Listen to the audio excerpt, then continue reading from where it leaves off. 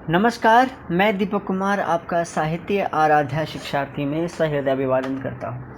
आज हम समसामयिकी के विषय में चर्चा करेंगे। करंट अफेयर्स जो कि 1 से 4 जुलाई के मध्य जो भी घटित हुए उन पर विचार करेंगे। तो चलिए शुरू करते हैं।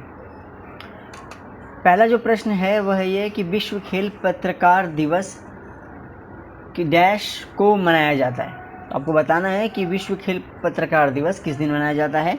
ऑप्शंस दिए हुए हैं 1 जुलाई, 2 जुलाई, 3 जुलाई और 4 जुलाई। तो हम देखते हैं। तो इसका सही उत्तर है बी, 2 जुलाई को विश्व खेल पत्रकार दिवस मनाया जाता है। इसके बारे में और जानते हैं, आइए।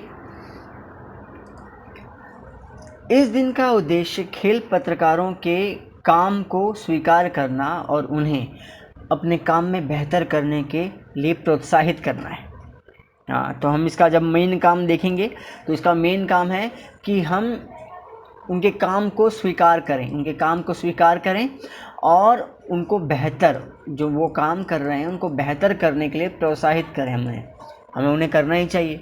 सन 1924 को पेरिस ओलंपिक के समय, याद रखिएगा सन 1924, और कौन सा ओलंपिक था वो, पेरिस ओलंपिक के समय में अंतर्राष्ट्रीय खेल समिति द्वारा, किस समिति द्वारा, अंतर्राष्ट्रीय खेल समिति, ये एक समिति होती है जो खेल पर नियंत्रण रखती है, उसके द्वारा इस दिन को वर्ल्ड स्पोर्ट्स जर्नलिस्ट डे के रूप में घोषित किया गया था। तभी से आधिकारिक रूप से इस दिन को मनाया जाता है। आधिकारिक रूप से मतलब यह है कि इसे अधिकार दे दिया गया कि तब से ये हमेशा इस दिन मनाया जाएगा। आगे चलते हैं। पुष्कर सिंह धामी किस राज्य के अगले मुख्यमंत्री होंगे। इसका ऑप्शन ए है उत्तराखंड, बी उत्तर प्रदेश, सी मध्य प्रदेश या डी महाराष्ट्र। तो आपको बताना है कि किस प्रदेश के होंगे वो मुख्यमंत्री। सोचिए जरा। चलिए, इसका सही उत्तर है ए उत्तराखंड। वो उत्तराखंड के मुख्यमंत्री होंगे। इसके बारे में और जानते हैं। ये है उनकी फोटो, ये हैं वो पुष्कर सिंह धामी। हाँ, वह तीरथ सिंह रावत की जगह लेंगे जिन्होंने पद से इस्तीफा दे दिया था। उन्हें देहरादून में विधायक दल की बैठक के दौरान राज्य के नेताओं द्वारा चुना गया था। उन्हें किसके द्वारा चुना गया था? राज्य के नेताओं द्वारा चुना गया था। 4 महीने के अंदर ही उत्तराखंड को तीसरा मुख्यमंत्री मिल चुका है। तो यदि प्रश्न आ जाए कि उत्तराखंड में इस समय जो मुख्यमंत्री हैं वो किस नंबर के हैं, तो वह है तीसरे मुख्यमंत्री। हाँ, तो यदि हम आगे बात करें तो प्रदेश के 21 साल के इतिहास में पुष्कर सिंह धामी होंगे सबसे युवा सीएम। अगर सवाल आ जाए कि सबसे युवा सीएम कौन हैं या फिर कौन होने वाले हैं उत्तराखंड के, तो आप बताएंगे पुष्कर सिंह धामी हैं जो सबसे युवा सीएम बनने वाले हैं। आगे हम देखते हैं प्रश्न 3 पर क्या कहता है हमारे लिए। टोक्यो पैरालंपिक के लिए ध्वजवाहक किसे नामित किया गया है। हाँ, टोक्यो पैरालंपिक के लिए ध्वजवाहक किसे नामित किया गया है। अभी हाल ही में पैरालंपिक होने वाले हैं, मैं बताऊंगा अभी किस दिन होने वाले हैं वो। तो उसके लिए आपको बताना है कि कौन है। पहला है, ऑप्शन है ए अश्विनी आर, बी पोथी रमेश, सी मरियप्पन थंगावेलु या डी राशवंत यशना। तो इसका सही उत्तर है सी। हाँ, मरियप्पन थंगावेलु। शीर्ष पैरा एथलीट मरियप्पन थंगावेलु को शुक्रवार को टोक्यो पैरालंपिक खेलों के लिए भारतीय दल का ध्वजवाहक चुना गया है। भारतीय दल का जो ध्वजवाहक करेंगे वो करेंगे मरियप्पन थंगावेलु, ठीक है ना। और टोक्यो पैरालंपिक खेल जो है वो 24 अगस्त से 5 सितंबर तक आयोजित होने वाले हैं। मरियप्पन थंगावेलु के बारे में हम जानेंगे तो मरियप्पन थंगावेलु ने रियो पैरालंपिक में हाई जंप में गोल्ड मेडल जीतकर इतिहास रच दिया था। हाँ, हाई जंप ये करते हैं और इन्होंने उसमें गोल्ड मेडल जीता था। वह भारत के पहले ऐसे खिलाड़ी हैं जिन्होंने पैरालंपिक में हाई जंप में गोल्ड मेडल जीता है।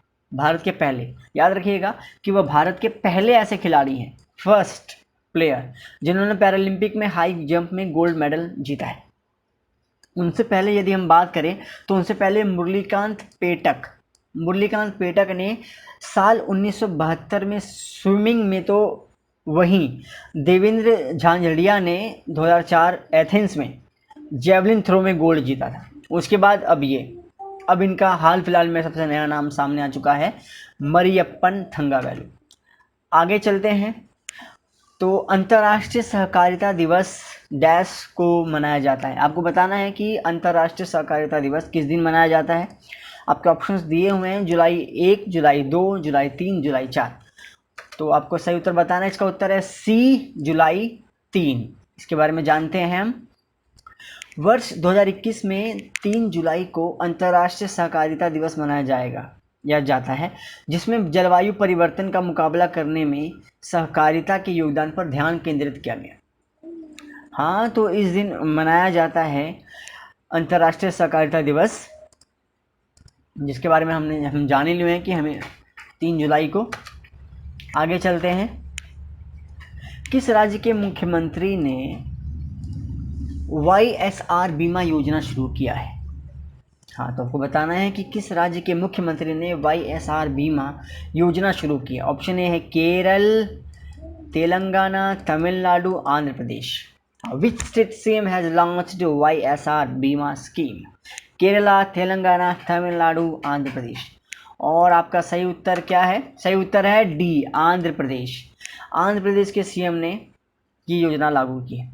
तो आंध्र प्रदेश के मुख्यमंत्री YS जगन मोहन रेड्डी ने नए दिशा निर्देशों के साथ YSR बीमा योजना शुरू की है, जहां सरकार स्वयं मृतक के परिवार को बीमा दावों को आसान बनाने के लिए सीधे बीमा राशि का भुगतान करेगी। हाँ, तो इसके लिए कौन करेगी? सीधे सरकार करेगी।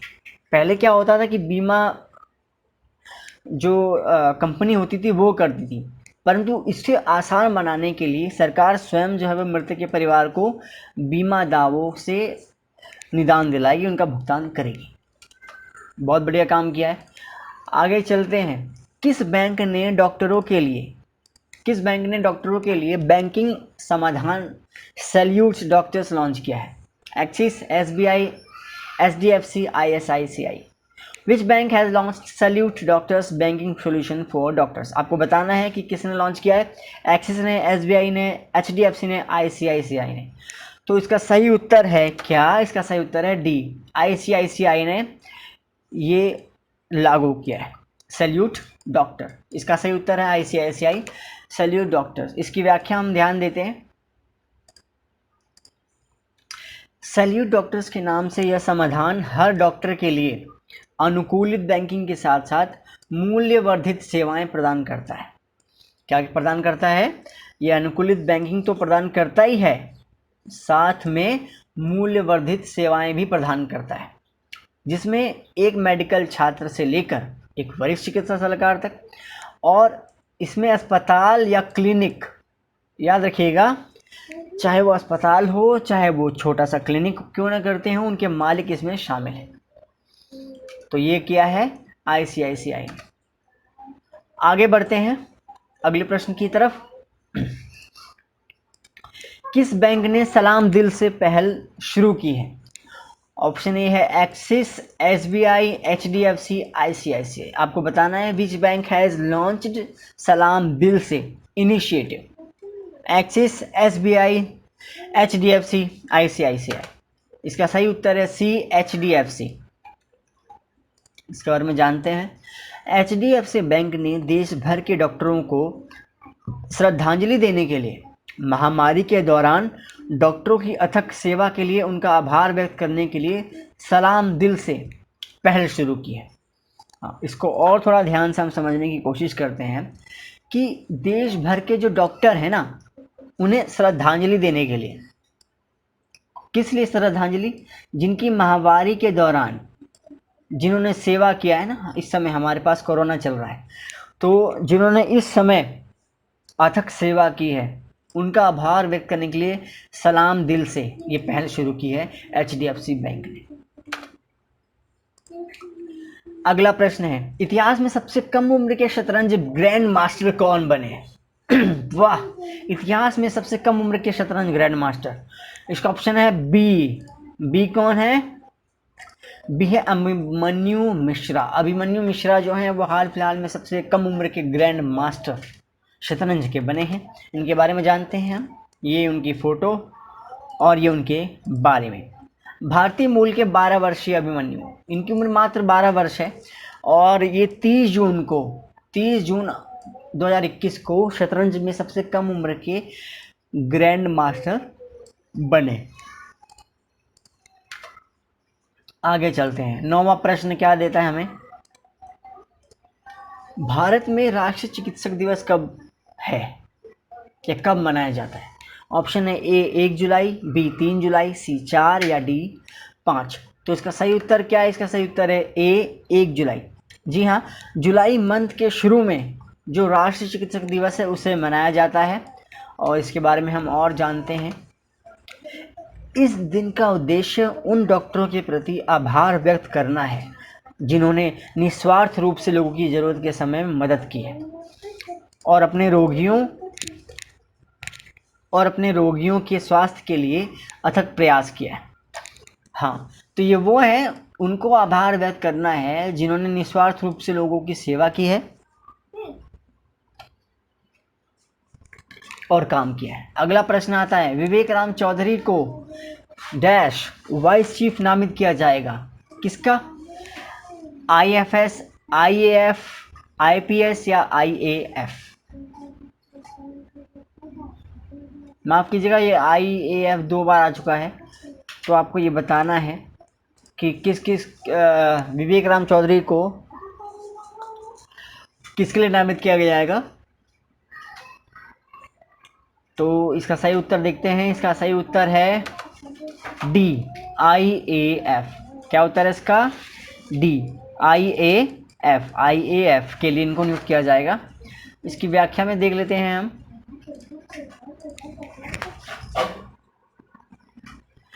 एयर मार्शल चौधरी वर्तमान में IAF के पश्चिमी वायु कमान के कमांडर इन चीफ के रूप में कार्यरत हैं, जो संवेदनशील लद्दाख के क्षेत्र के साथ साथ उत्तर भारत के विभिन्न हिस्सों में देश के वायु क्षेत्र की सुरक्षा की देखभाल करता है। कौन करता है? WAF। तो एयर मार्शल चौधरी वर्तमान में IAF के पश्चिमी वायु कमान WAC की कमांडर इन चीफ के रूप में कार्यरत हैं, जो संवेदनशील लद्दाख क्षेत्र, संवेदनशील क्षेत्र जो होते हैं जहाँ पर कभी भी आक्रमण हो सकते हैं। तो भारत का जो संवेदनशील क्षेत्र है वो है लद्दाख। इसकी सुरक्षा की जिम्मा IAF के कंधों पर है, जो WAC देखता है। तो इसी के साथ ये वीडियो समाप्त होती है, पर न्यूज़ का सिलसिला यूं ही चलता रहेगा। यदि आपने हमारे चैनल को सब्सक्राइब नहीं किया है तो सब्सक्राइब कर दीजिए, शेयर कर दीजिए और लाइक कर दीजिए। तब तक के लिए गुड बाय।